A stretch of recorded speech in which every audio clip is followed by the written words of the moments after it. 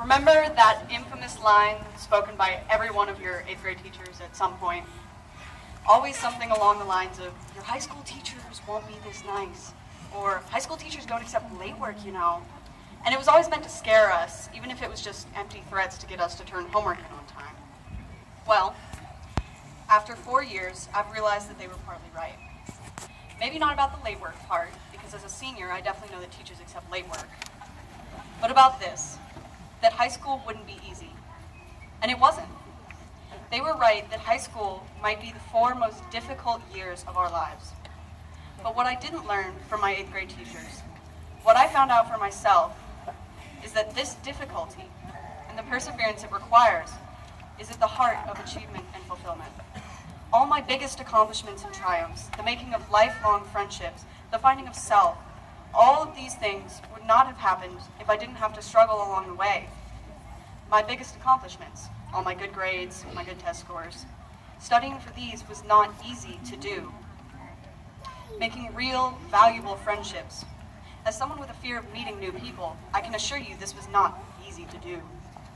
And finding myself, figuring out who I am and why I am here.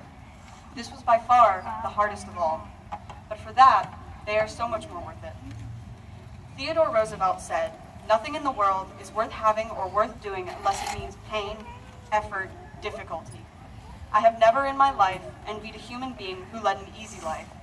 I have envied a great many people who led difficult lives and led them well. Combined studies, major author, college-level courses, all these things were not easy. Like Roosevelt said, they required pain, effort, difficulty, in some cases quite a lot of it. But look what we have to show for it. I look around at the people sitting in front of me, and I see the change we can make in the world. I see engineers, I see artists, I see CEOs, I see teachers, I see people who are ready to face whatever may come next. Whether that is a college, a job, a family, or whatever else may come your way, all because it wasn't easy. If it had been, I wouldn't be up here on this stage. If it had been, we wouldn't have senior tea, senior breakfast, convocation. We wouldn't be saying our goodbyes after tonight, making promises to keep in touch, to visit, to never forget.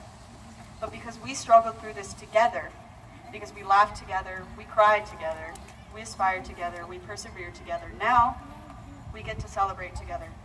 Congratulations, class of 2018, we did it.